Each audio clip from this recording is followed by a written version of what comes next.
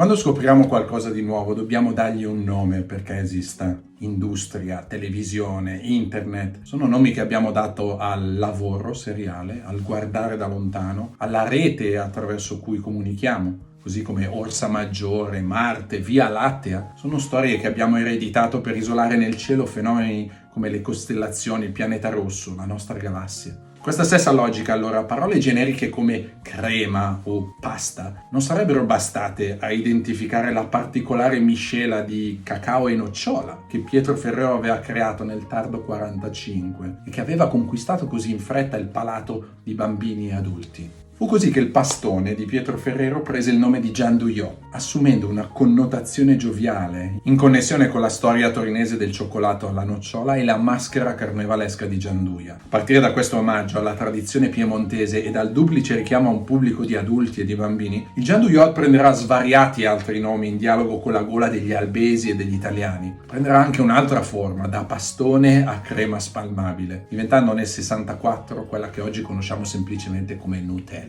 Ora, al tempo del suo lancio, il 20 aprile del 1964, l'originalità del prodotto non consisteva più nella sua fedeltà al Gianduiotto originale, ma nella vitalità di una ricetta perfezionata con l'uso e resa stabile grazie all'uso dell'olio di palma, oltre che nel suo disegno, del suo logo, del suo packaging e del suo nome.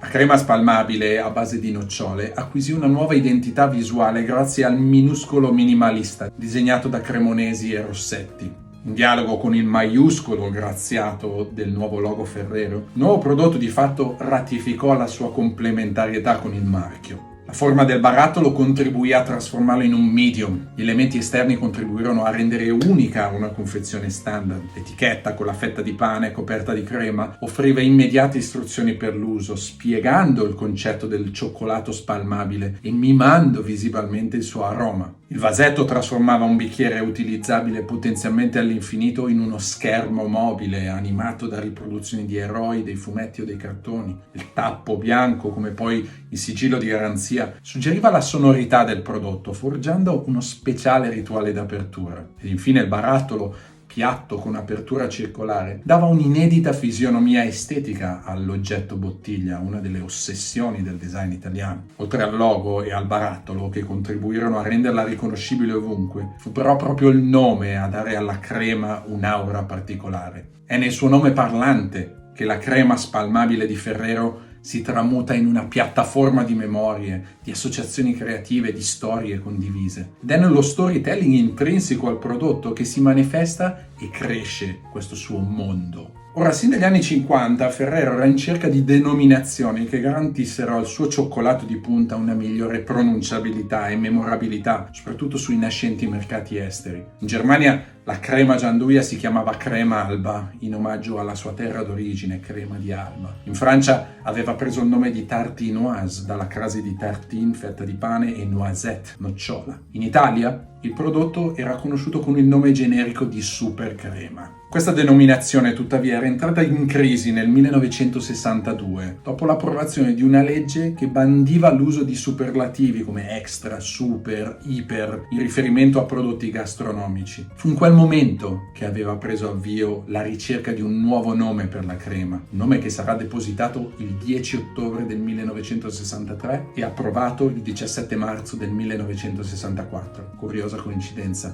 l'anniversario dell'unificazione italiana. La nuova denominazione Nutella racchiudeva la storia e il futuro dell'azienda, la sua origine albese nel richiamo alla nocciola, il suo orizzonte internazionale nell'inglese nut, la sua immaginazione infantile, enfatizzata dalla nasale N, e la sua connotazione familiare, evocata dal vezzeggiativo ella. Nutella era un nome parlante che sorvolava le bandiere linguistiche, evocando rime con parole italiane note come bella, stella, caramella. Allo stesso tempo però Nutella stabiliva anche un legame implicito con il gesto di raccontare, in connessione a favella, legandosi a favola, favellare, o in altre parole il contar storie o lo storytelling. Oggi Nutella è uno di quei pochi prodotti globali che non ha bisogno di identificazioni, come l'inglese Kleenex per i fazzoletti o Tupperware per i contenitori da cucina. Il suo segreto non si trova nella lista degli ingredienti che la compongono, ma si concentra nella mescolanza dei sapori e nella loro infinita combinazione con le nostre memorie, con il nostro vissuto personale. La storia che il nome suggerisce non è infatti solo quella della nocciola parlante, Nutella,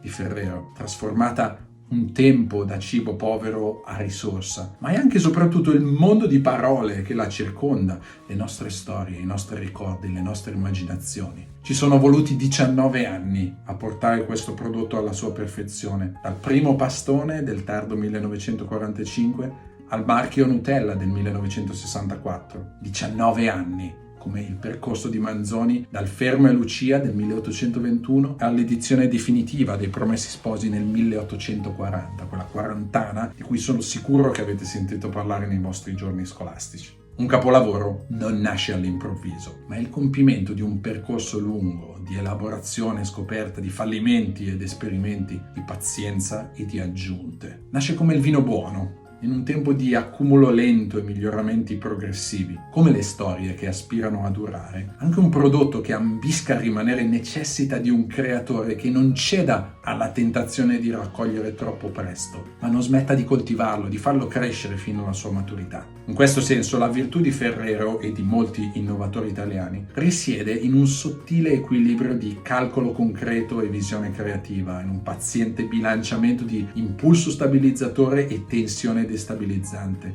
in una sapiente conciliazione di bisogni presenti e progetti futuri. Il cammino di maturazione di Nutella coincide con il percorso dell'azienda, un processo iniziato nel 1946 e che culminò nel 1962 con la nomina di Michele Ferrero ad amministratore delegato e nel 1964 con il trasferimento della sua sede legale da Alba a Pino Torinese. Quegli stessi anni iniziò anche il percorso familiare di Michele Ferrero, che sposò Maria Franca Fissolo nel 1962 ed ebbe da lei 2 figli, Pietro e Giovanni, nel 1963 e nel 1964. Da lì in avanti il prodotto di punta di Ferrero è diventato con gli anni un'icona nazionale. Nel 2005 27.000 persone si sono radunate allo stadio di Gelsenkirchen per una colazione a base di Nutella. Nel 2007 la blogger americana Sara Rosso inaugura il World Nutella Day. Al G8 del 2009, ai potenti del mondo riuniti all'Aquila, fu servita una colazione a base di pane e Nutella, a sancire il legame del prodotto con la creatività e la genuinità italiana. A partire da un tweet di Lady Gaga in cui dice "Yes, I love Nutella with banana and Wonder Bread", il prodotto è decollato nell'immaginario americano. Il potere di una menzione come "Sì, certo, amo la Nutella, soprattutto con la banana o sul pane affettato". Il climax di popolarità della crema spalmabile è cresciuto e anche la sua associazione ormai stabile con i valori positivi dell'italianità. Anni prima, in un articolo per l'Herald Tribune, la giornalista italiana Elisabetta Povoledo l'aveva riassunta così: "Nutella is the essence of Italianness", scriveva. La Nutella è l'essenza dell'italianità. "It's goodness that you can spread". Con un gioco di parole, è bontà che puoi spalmare o diffondere. Proprio indicare il rapporto tra il consumo e le memorie buone a cui si lega, tra la qualità del cibo e un'estetica del vivere. Il segreto di Nutella non è quindi solo nel gusto o nel nome, ma proprio in questa sua essenza, come piazza di scambio dinamico e polivalente, incrocio di linguaggi diversi tra cucina, design e storytelling. Questo funziona allo stesso modo in cui un drink come Campari si fa luogo di interazione fra cinema, fotografia o architettura,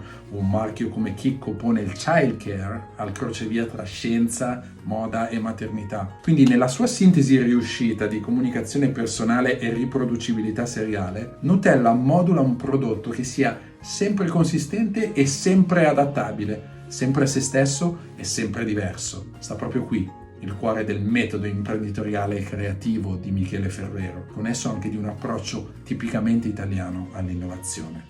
Grazie, e se vi è piaciuto questo video potete trovare altri contributi su Ferrero alla playlist Il fabbricante di cioccolato o altri profili alla playlist in italiano e ovviamente in inglese, molti ritratti, interviste e lezioni legate al tema dell'innovazione all'italiana. Se vi è piaciuto questo video vi invito a iscrivervi al canale o a seguirmi su LinkedIn o Instagram per contributi quotidiani su questi temi. Grazie, arrivederci alla prossima!